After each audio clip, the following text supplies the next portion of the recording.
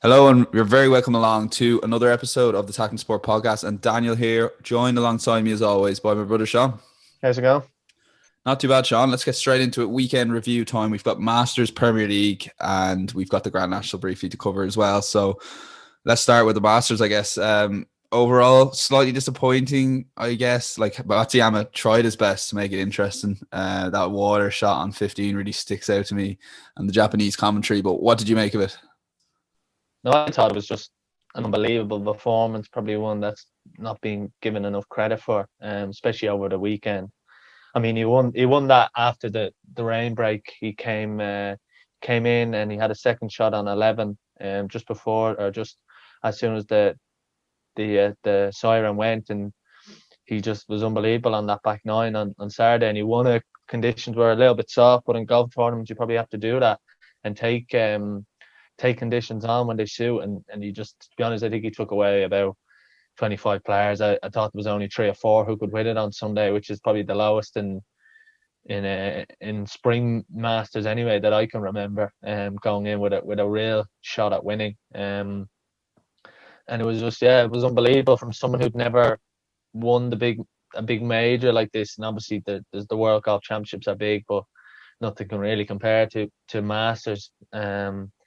And the way he won it as well was just he he he made a few mistakes, but he kind of showed that he never really had to push on Sunday, and when he did, he could find the opportunities to, and he was just, yeah, like I said, in terms of drama, yeah, it probably was a little bit disappointment, but in terms of top quality golf and the conditions, I mean, it was a bit of an exhibition. I got like that 60 or that 30 rather on the back nine on Saturday, birdies at 11, 12, 15, sixteen, Eagle, 17, or Eagle, yeah, eagle Eagle on on 15, 15. yeah. Yeah. And it was just he took it away from everyone. So yeah, you could say it was a little bit disappointing drama, but I think the high quality golf, and I did see a lot of that, and people comparing it to Shane, obviously, and maybe Shane was a little bit different. Yeah, that was, I think Greg Allen made that point and thought it was a very good point. Like, we enjoyed Shane Larry's procession, I guess, and Japan will enjoy Matsuyama's as much as well, I guess. It's a good comparison.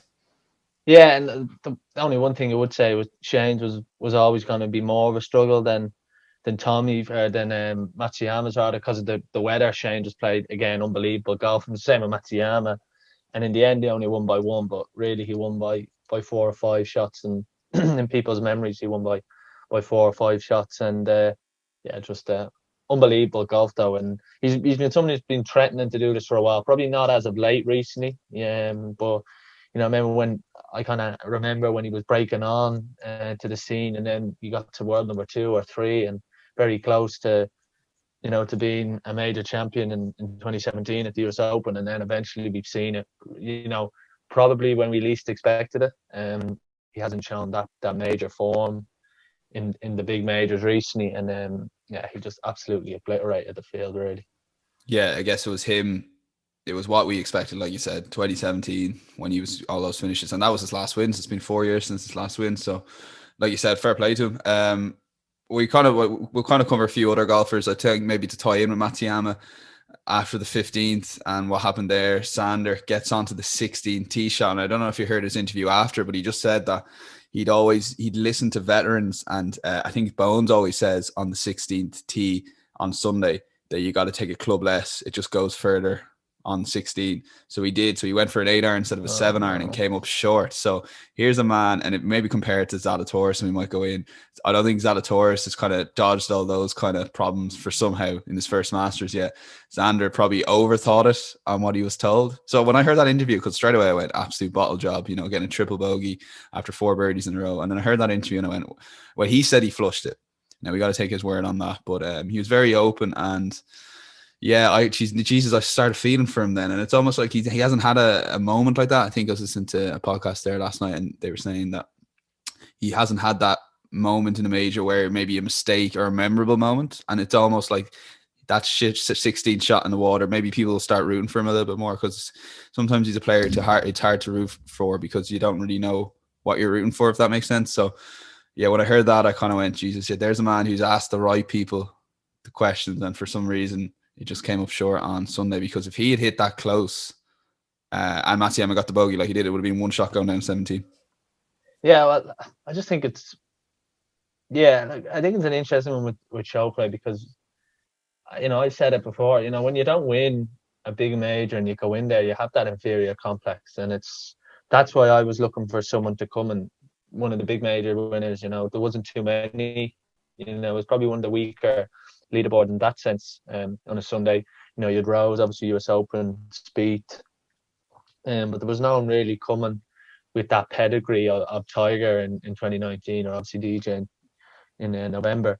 The thing about Schauffele is, like I said, when you don't win and you go to win a big major, it is difficult. And at the Phoenix Open this year, he got up on the 17th tee, and Brooks had just made a late charge, and he kind of needed. I think he needed one birdie coming in, and on the 17th, the drivable par 4, and he hooked it miles into the water, I think, and his swing went him, and he has that big miss to the left, and we saw it a little bit the weekend. He had a big miss on 11.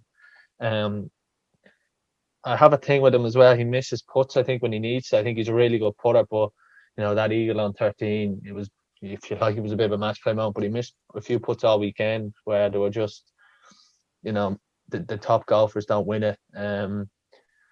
So I think it's going to be really interesting because it's something that could scar him. I'm surprised no one really mentioned it, what I've heard anyway, the coverage that can really scar a player, and it has been proven that he may never get a better chance like that where someone has just shown a crack and he's on the tee at 16 and it's the lead's cut and he has a real chance to knock one in close on a difficult par 3. Yes, it's a birdie opportunity, but it is very much, as Matsuyama showed, he can make a bogey very easily, and he'll probably regret that. It'll be interesting to see how he bounces back. I expect him to win an event this year, hoping to try and bounce back from that, but very easy to go south. A lot of golfers have off the back of that, and it's just an interesting one because you're left with what if. What if I just parred that, or what if I gave myself a chance going up 18 and he didn't, and ultimately that's probably cost him a chance because he may never be gifted an opportunity, because he was gifted. He played great golf. He birdied 12, 13, 14, birdied 15, and it just came to, and he was let back into the tournament, and very few golfers will allow that to happen. But I thought Matsuyama made a brilliant bogey off 15 because he was in real trouble. Sensible play, chipped it to just near the green and two putted. Yeah, you could just sense, like, imagine, I just picture myself trying to hit that shot after hitting it in the water. I know we're getting sidetracked, so I want to talk about Xander, but very briefly on Matsuyama's second shot to par 5 is to 15. Was he right to go for a second shot? I personally think he was, because it's actually a tough third shot, and you could see the punishment that the worst case scenario happened, and he still made a relatively comfortable 6.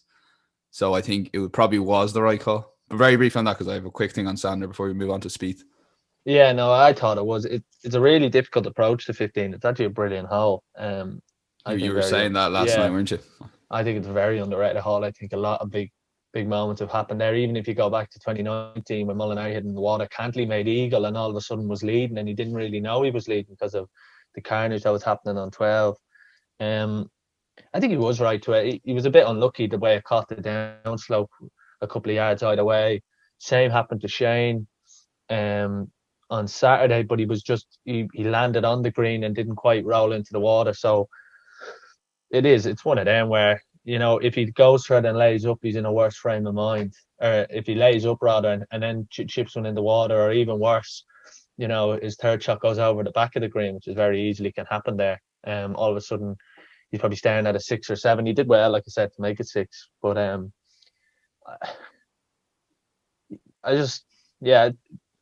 he was Xander will definitely regret that approach. And just on Xander, 5 top 5s in his last 10 majors. And he came onto the scene, and I always remember Paul McGinley's commentary sticking with me, not just general, but he was obviously so impressed, and a lot of ex-pros are actually so impressed with him, which is something to note. But he's a winning machine when he came on, but he hasn't won in over 2 years now. So you got to think that, like you mentioned, not forget the majors this year, but I think a win is very important to him now, just to get that winning feeling back. But yeah, like you said, it was almost handed to him, and that club choice, I'm willing to forgive it after hearing his interview there, that he overthought it, But but he's he's had a asking too lot many of questions. near misses as well, Dan. He really has. You're right. Well, like you said, like I said, 5 top 5s in Yeah, his last 10, but he hasn't had that moment yet he where. yeah, I just think he's had a few. Like he lost to Kokrak on Sunday. I think it was at the Zozo, the one in the hills where he should have won. Then he had the one at Arizona this year where everyone thought he would win. And the more and more you have it, then the harder it is to go and win the next one. And Tony Finau is a prime example. Like Tony Finau should have won at the Riviera, and who knows if he won at the Riviera, you would have been banking on him to win a big one. And it can just happen to golfers. Like the longer you go, like that's what I say about John Ram. Like John Ram's too good a golfer not to win a major, but you would have said that about Ricky Fowler. And it's very easy to just go a year or two. Lee Westwood never won a major. Monty never won a major. Garcia took him 70 odd starts. And just on Ram, he actually admitted in his interview he hasn't really contended at the Masters or in a major. Did you hear that interview? He said it was more another backdoor top 5. And again, and it was kind of refreshing hearing that take, that he kind of realizes, yeah, I didn't contend. Like you watch that Masters, John Ram didn't feature, and he ended up being top European. Like he didn't, in my opinion, he didn't feature in the Masters at all here, and he finished, top 5.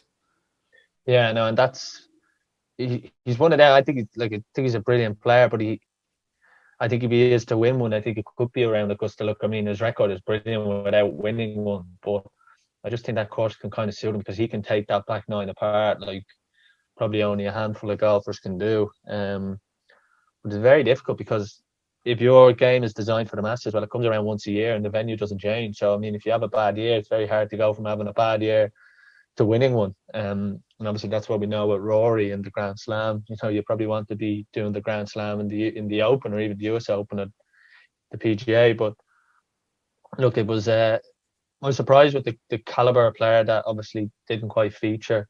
Cantley in the top 10 of the world, I think was 9 over for those 2 rounds. Brooks clearly wasn't right to play. DJ was poor. Rory was poor. Bryson shot, I think he yeah, shot 25 over for par 67. So yeah, but I think he's learning all the time, Bryson, and there's definitely a lot of good things from him this week. He'll take a lot more positives, but ultimately I'm not sure. I'm not there's sure too because many high scores. just speaking to a couple of people who backed him, who would have watched him more than I did the week, like they never really thought he was in it in the second round because he's still hitting it all over the place. I think Augusta, he needs to seriously reconsider his strategy there. But look, briefly we'll get on to Jordan Spieth because I do want to talk about him. He's back, and I think at the moment with golf, without Rory McIlroy, golf is probably reliant on someone like Jordan Spieth to be the main storyline. He's back. I guess he's officially back now, really, isn't he? The way he played, Jesus, I know I had him back, so it's very biased here. He lost by 3 shots.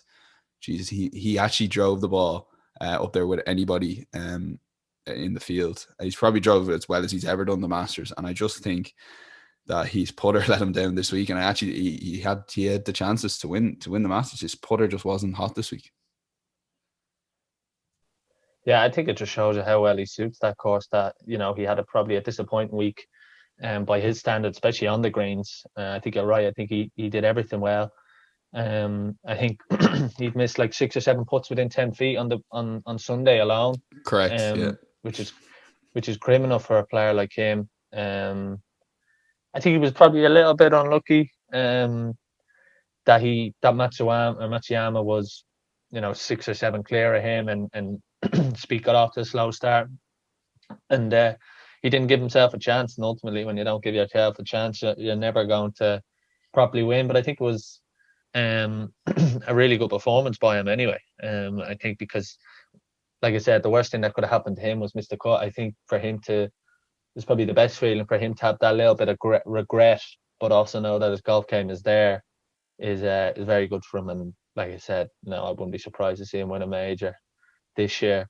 I'm not sure if the courses will massively suit him. Torrey Pines, Kiwa Island, and Royal St. George's. I think maybe Royal St. George's this July could be the one that I'd be looking for him. If I was to pick one now to win, I'd say it could be Royal St. George's. But he's got, like you mentioned on Wednesday show or Thursday show or Monday show, Monday show. That the career Grand Slam potentially in the PGA, and I think it's a little bit less low key because you're not playing the same course every year for Jordan. Just a quick stat on Jordan before we move on to Sky Sports is Latin 5 Masters in 2014, 15, 16, 18, and 21. I don't know if you saw that stat. So those 5 Masters, Jordan Spieth was beaten by a total of 6 players, and he has one green jacket the same as Danny Willett. So That's golf is unfair on Danny now. Hold on. it's not, Sean. Come on, Jordan Spieth, like he's got one green jacket. Danny Willett won the biggest prize there is. That's a bit harsh on Danny now. Well, compared to Jordan Spieth, like Jordan Spieth, Oh, where was Danny Willett this week in 15, 16, 17, or where was he the other years? It's golf. It's a kind of not problem with golf, but frustration with golf that it is. You can have a Monty career and have an unbelievable yeah, like we career said, and smash the European Order of Merits, or you can come good for 1 week and get lucky. And that's what makes it brilliant. But briefly on Sky Sports coverage, how did you find it for the week in golf before we move on to the Premier League and Spurs United? I thought it was good. Look, considering what there is, I think there was only 2 out there, so you can't really give your take on conditions when you're not really there. It's also, like everyone knows, it's been the same way for donkey's years that the Masters is bizarre. It's ridiculous. Saturday in particular was shocking. Now I know why they're doing. Well, I think I know why they're doing it now with the app. But like you said, they were doing it before, which means that the app's probably not the driving force there. I think they're trying. I don't really know what they're trying to do, but it's important for people to realize, because a lot of tweets were given out about Sky Sports coverage that, in fairness to Sky, when they're showing Rob McIntyre, it's not because they want to follow Rob McIntyre for 18 holes. It's opposed to ads that are being taken on CBS. So yeah, no, I don't mind seeing a player like. I'd rather see a player like Rob McIntyre than Brian Harman or Mark Leishman, who clearly aren't in the tournament now. It was also hard for Sky that they couldn't really pan to shots, or anyone couldn't really pan to shots where Patrick Cantley's making a late move, and if he birdies this, and then there was very few subplots happening. There was Matsuyama, the Matsuyama Showplay group. There was the Zalatoris. Corey Connors was playing with him. He was poor. Rose, they did well to not show a lot of Rose because he was awful. Him and Leishman, and then Spieth. So that was it. And McIntyre, really. So they were the only contenders. Showed a bit of round, but I think that the Masters in general, I mean, they've always done it. Like, I remember growing up and we didn't have the red button, and trying to find a stream to watch Eamon Corner for a couple of hours, or like I remember the old Masters website where they used to have the traditional. They still have it, but you couldn't track the players. So you were just waiting for it to refresh. But no, it is. Look, it probably takes away a little bit from the tournament, and that's one thing that's obviously. It's the difference, I suppose, with pay-per-view or not. Do you really go with pay-per-view now? If sport goes to pay-per-view, the coverage is going to be way better than it is if it was on BBC. But obviously, you're not getting the audience. But Sky Sports' coverage of the Open in recent years has been incredible. Wall to wall, Sky Zone, they've got full control over it. But you're missing out on a massive target audience of people who can't watch it, and that obviously is a massive debate, which we won't be having. yeah, absolutely. If you're enjoying the video on YouTube, we'd really appreciate a like, just to help us reach more people. As we kind of touch on Sky Sports there and stick with them, what were your thoughts on Spurs and Manchester United? You have a little bit of a take on Gary Neville's commentary, and then we probably on the other hand discuss Jamie Carragher's commentary, and then we might lead into the Premier League predictions, which is neck and neck, and Shane Sexton going for 6 in a row. I think it's the first time we've brought him up on a Monday podcast. But yeah, what were your thoughts on maybe firstly the game, and just a little bit on Gary Neville's commentary on, and then maybe Jamie Carragher as well, because it's hard for neutrals to watch the game, to listen to a biased commentary from Gary Neville and Jamie Carragher on the Liverpool match the day before, albeit I do really enjoy their commentary. So I'm kind of torn, where I see people giving out about it, and maybe yourself probably a little bit stronger than me, but I'm also like, Jesus, nothing better than Gary Neville's commentary.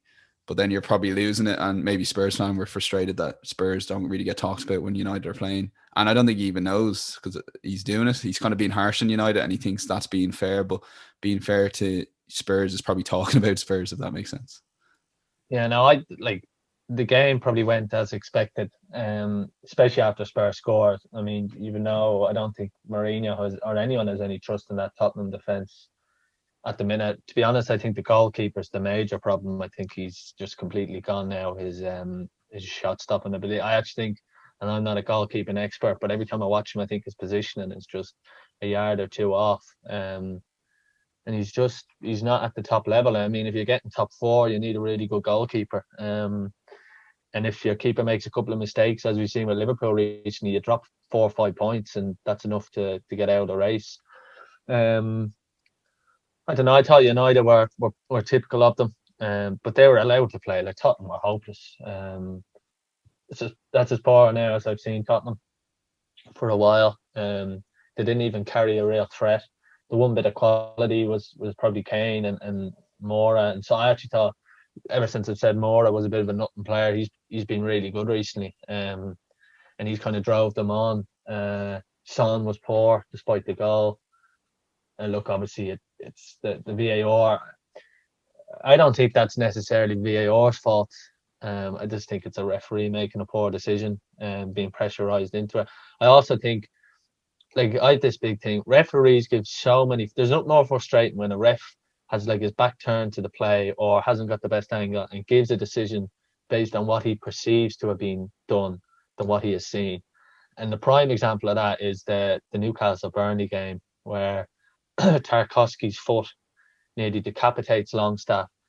And I think I'd be very confident in the reason Anthony Taylor didn't give the decision is on Sean Longstaff's reaction, which is not one of conviction.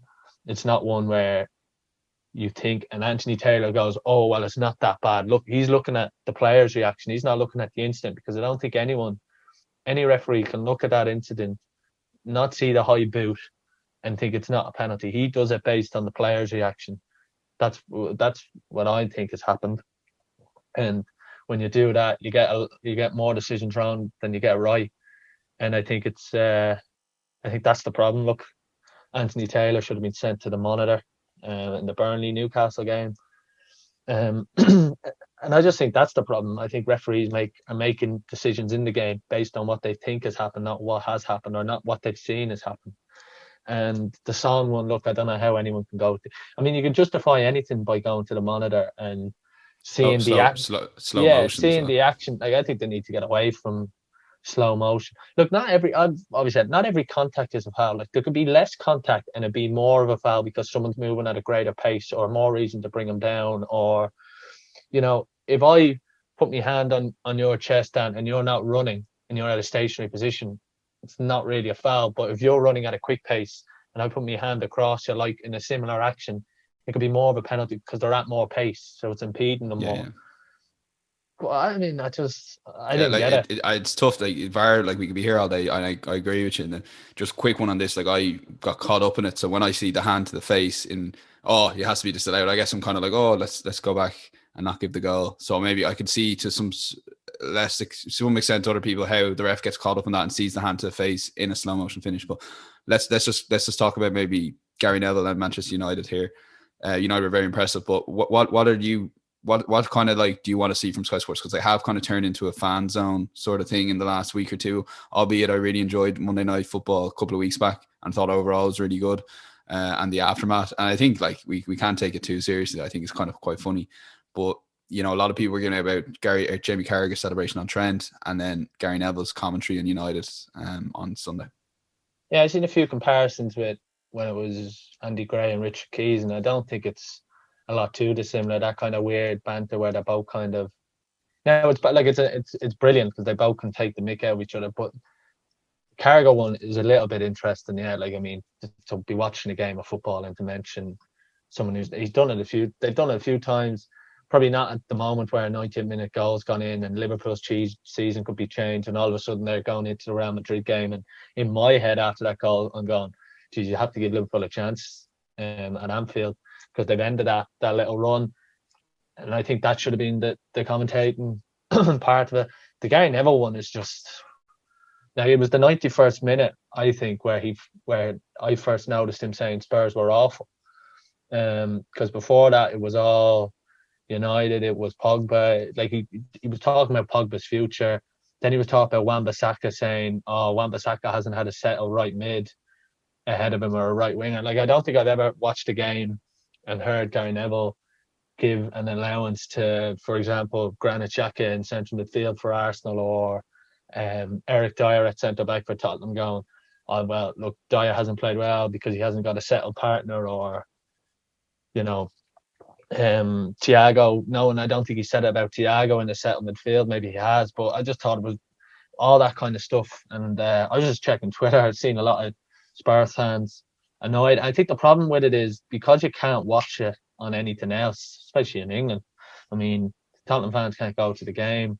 They can't watch it on anything else. So they have to watch it on Sky, if you like. It's not as if the club provide their own thing, which I think could be something that if fans do get delayed again, I think it's something that you could probably see, because it was just very it was awful, really. And I think it was a, put it this way, it was a bigger game for Tottenham than it was for United, hands down. But it was commentated on as it was as if United had gone 6 points clear of City and were walking to a league. So it was just, but I think it's really frustrating when you're trying to watch the game. And I was in just chatting with a few of the lads from college as well, and they were kind of saying, to United fans, and it's got to the stage where they've been at it so long as well that it's almost draining. Like, I love Monday Night Football. Like, I'll sit down tonight, I'll watch it, I'll record it. I probably will probably head out or something, or go for a walk if during the match, but I wouldn't dare do it during analysis. But I just think it's starting to be a bit draining. And every United game Neville's on, even when there's maybe a bigger game on us, he'll do that and they'll send Carragher to it. It's just a little bit. I think we kind of figured out maybe a month ago, chatting away to ourselves off air, that Jamie Carragher watches so much football and so much football content that he kind of gives the fans' point of view, where at times he hits the nail on the head, but sometimes he probably overemphasizes that point, where Gary Neville kind of revealed something to me where he said, I haven't watched enough of Liverpool this season, to Jamie. It was just a throwaway comment. And I thought, hold on a second, it's staggered kickoffs here. It's not like a game you can't not watch here. What have you been doing, Gary? Like, whatever about the rest of us, like, it's your job. You're on Sky Sports every day of the week. How have you not watched every game Liverpool played this season? So when he kind of says that comment, maybe I'm taking it from it. Gary doesn't watch enough football, relies on his experience and what he sees from United. And Jamie probably watches too much football content or spends too much time on Twitter, if that makes sense. So that's kind of what makes it. But I guess sometimes it's frustrating where Gary makes a point and I go, you don't actually know. You haven't watched that. You haven't watched enough of Liverpool this season, like you said yourself. Changed a bit ever since he's not on every Monday Night Football like he used to be with Carragher, and I think his punditry has kind of changed a bit. He's a lot more relaxed. He's obviously heavily involved in Salford, so he probably on a Tuesday night would sit down and watch Salford obviously more than he would any other game. So I don't know. Look, it's just frustrating when you watch it. Like, I couldn't. Like, I hate Tottenham. Like, I did, like, even looking at Twitter, I was like, this is just bizarre, you know. And look, don't get me wrong, United were good. You know, Fred scored a goal. I mean, it's the classic, if someone scores a goal, they play well kind of mantra, that Fred scored a goal, so we have to play well. He gave the ball away. He was sloppy before the goal, but he was up against nothing. I mean, Højbjerg and Sissoko, who came on. I mean, I was embarrassed. Not embarrassed, but if I was a Tottenham fan, I would have been furious watching that. Like, United were good now, but they didn't really get out of second gear in that second half. And when they did, they showed that they were 10 times the team United were.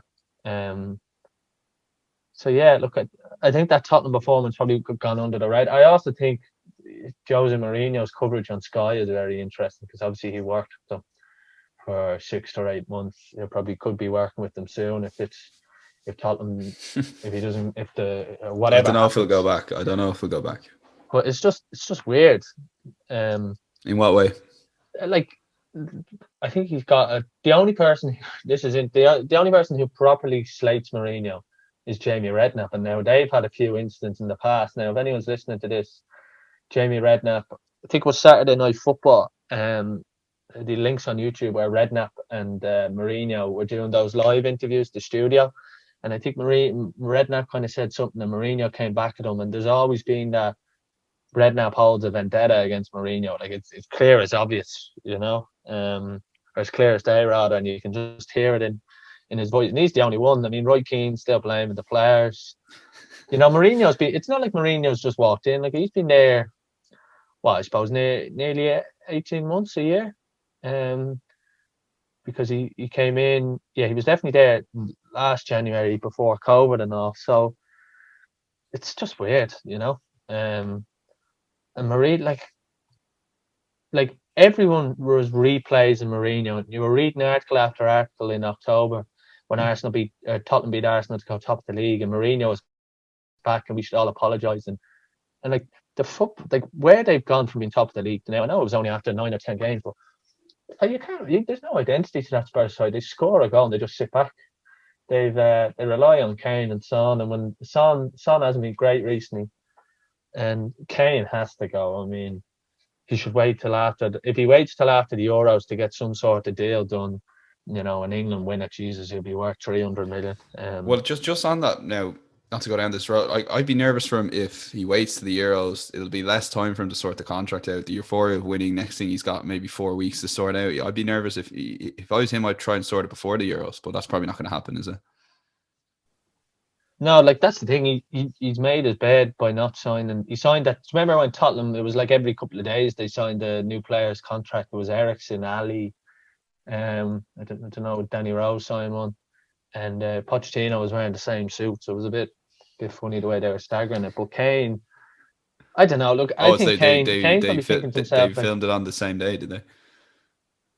yeah, there was something like that. But anyway, Kane, if Kane goes to United, I mean, yeah, the fella could score 20, 30 goals, but at Tottenham, he is ultimately the main. Like, I'm not saying he wouldn't go into United and start. Of course, he would. He'd be one of their best players, but he'd have to go into a team where and find his way and settle. And at that age of your career, where you've been at one club, bar a few loan spells for the last 6 or 7 years, and you've been the top man, and you're scoring goal after goal. You're the penalty taker. Does he go to United and become the penalty taker, and then Bruno wouldn't score? So it's just it's interesting then with Kane. He obviously he wants the golden boot. So wherever he goes, he wants Shearer's record. Wherever he goes, he's just gonna score. So I think he's gonna end up staying. No one's gonna be able to afford him. Well, there's just four clubs really. There's Manchester City, Manchester United, and maybe PSG and Real Madrid. Outside that four, there's not anyone else really. So if he doesn't want it, and if he wants to stay loyal to Spurs, then he's only got two options in Europe, and there's obviously Haaland available as well. So Yeah, I think he made. I think Tottenham have obviously they gave Poch a big new contract. They signed all the players off the fact that Pochettino was going to be here. They got to the Champions League final, were what thought were guaranteed fourth. They probably thought for a few years, if we keep Kane, Son, Lloris, all these guys, we're going to be guaranteed fourth. It just hasn't worked for them. But yeah, I think ultimately his legacy is going to be one of maybe Alan Shearer's. I mean, everyone will know that he's an unbelievable player, but he hasn't won anything, and you've got to win. Otherwise, and like put it this way: when Kane retires and if he's still at Tottenham, he'll just be remembered as an unbelievable goal scorer, probably one of the best strikers in the world on his day, but maybe was too comfortable, didn't have the ambition to move early in his career. And now when you're trying to move late, like he's got young kids, he's obviously gonna have to learn a new language if he goes abroad. If he goes to United, does he taint his legacy at Spurs? So it obviously is a massive one. But like watching him at times, like watching him at Spurs at times is like honestly, it's like seeing a Rolls Royce parked in a shopping centre in anywhere in Dublin. Do you know what I mean? It's just he just stands out like a mile. He is clearly their best player. He's clearly one of the best players in the league. But they just don't suit him. They don't really play to him anymore. They haven't got that power in attack, on the counter attack. It's just the last few weeks, especially if they lose Carabao Cup, he's going to be going right. I'm off, but unless Daniel Levy strikes a deal and it's done in installments, I don't think any club will be able to afford. Last word just on the Sky. I guess we're on the Sky Sports teams. Did you enjoy Roy Keane's coverage? Like I personally, again, really enjoy. I liked his little Jamie Redknapp debate. I think they're just like Roy was picking fights for the sake of a few league of your own comments, but or league of their own, isn't it? But I enjoyed it. Is that maybe saying more about me as a football fan? But I don't seem to be alone anyway, judging by all the likes.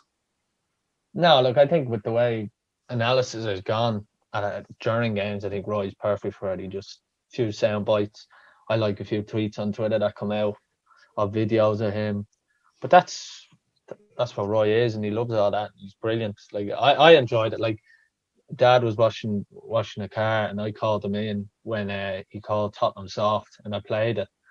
I rewinded and I played it again to him, and you just see Jamie Redknapp losing it because obviously he played. It's like Redknapp's had an association with Tottenham for about 10 years, with Jamie playing and then Harry managing them. So him calling them soft for 40 And just in years. fairness, there's probably no one better to defend Spurs than Jamie Redknapp in terms of knowing the history of the club. Like he was quick enough with Modric and Bale, albeit saying Champions League quarter final to Roy Keane wasn't the finest. It was good content, wasn't it? Yeah. Because I know Roy said he kind of liked Tottenham growing up, so he obviously still held something against them. But Yeah, it's just I enjoy Roy. I've kind of warmed a lot more to Mika when he's not trying to push it.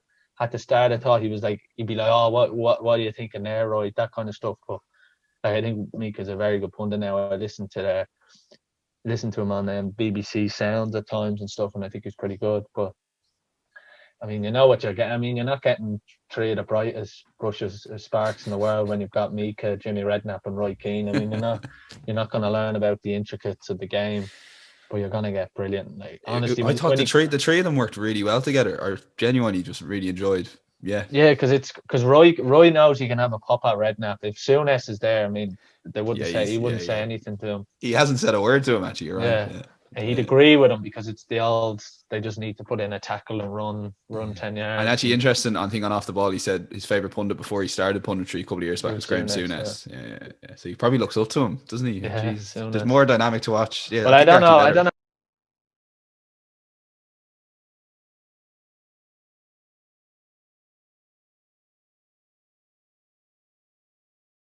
don't see what they're actually like. I mean, Sky need to put it in a camera there. But Roy's just. I mean, to call a team soft for 40 years. I mean, that's just Roy Keane. I thought it was brilliant. To be honest, I was loving it. But then you have to remember he won't call out his mates. Then he does have a few mates like Mourinho. Like Mourinho has set this Tottenham up, and they keep losing points. But it's the mentality of the players. Mm. Listen, we'll move on to just briefly mention Rachael Blackmore in the Grand National. Absolutely unbelievable. She's just like the best jockey riding at the moment. We talked about our sports personality of the year. I think that's like we mentioned Cheltenham sometimes he does get the coverage, but Grand National is it's obviously a big win for her, and she'll have that sewn up, which I think is really huge for racing. And it's like, just to give you a context, like France, they don't run over level weights women. Like they actually have a pound, I think it's 3 pound claimer themselves. So the fact that Irish, women and male and female jockeys run over the same weight, there's no like weight allowance given because you're a female.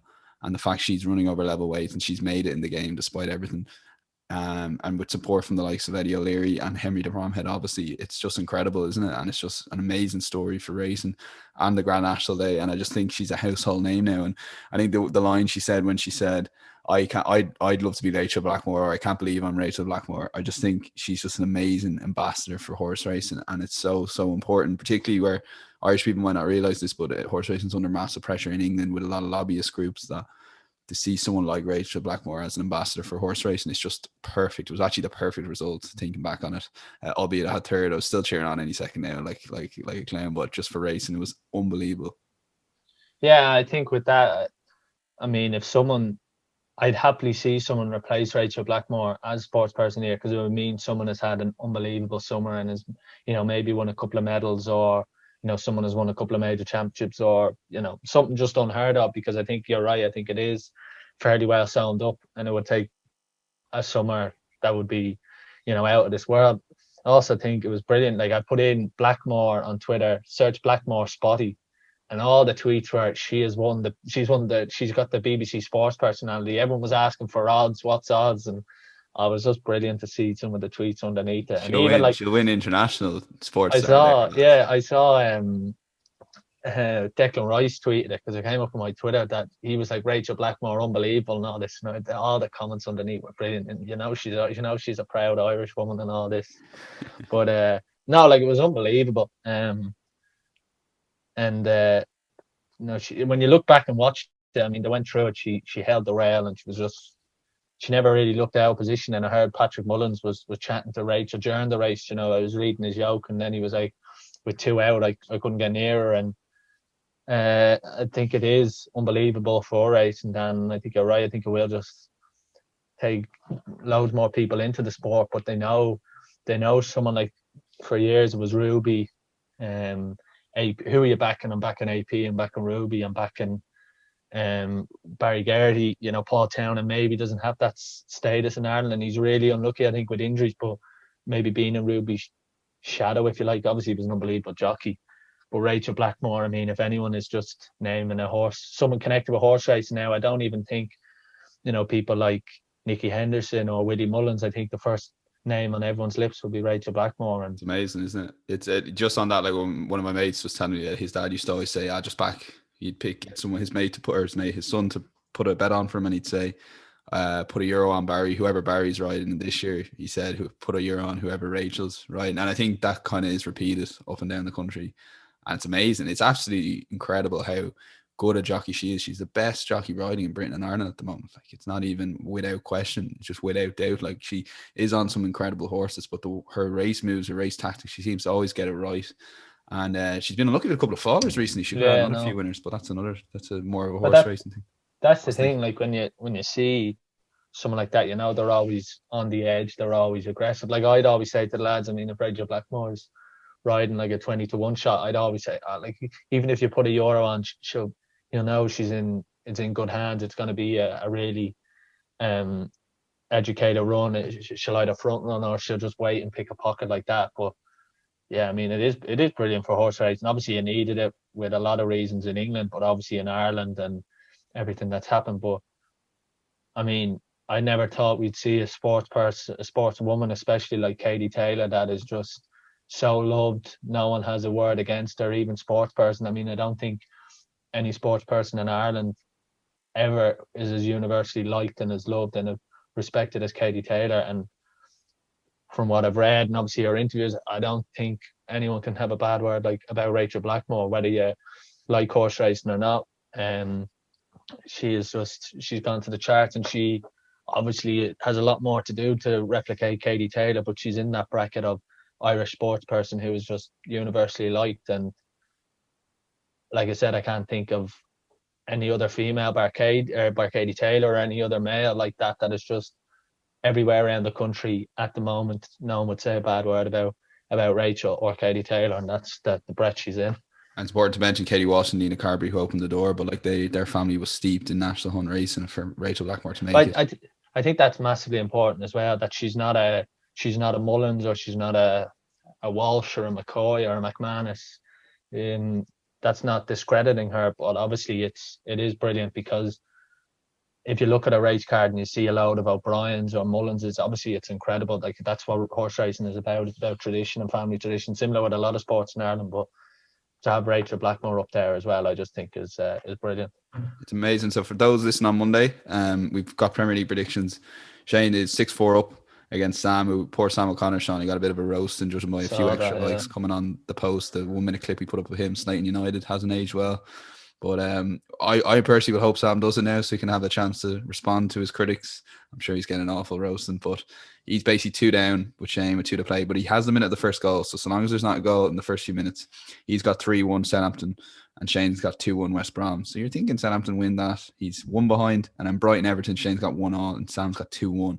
So it could all come down to Monday Night Football, and we'll probably get a bit going on social media. So if you're listening to this on Tuesday or Wednesday, you'll have to, those results will decide. But it'd be funny now if Southampton Everton do get the win with Shane, because he's got the 5th minute as his first goal. I know, it's and maybe Calvert-Lewin scores after 3 minutes, then it's all over, is it? Well, and it all changes with a correct score as well.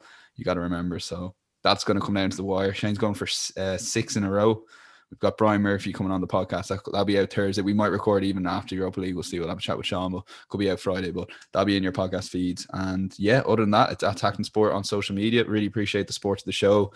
We're getting a lot of traction recently. And as I said, we really do appreciate it. And if you like what you hear, please subscribe to the YouTube channel and give us a like on the video on YouTube as well. And that's it, Sean. All that's left to say is goodbye from yourself.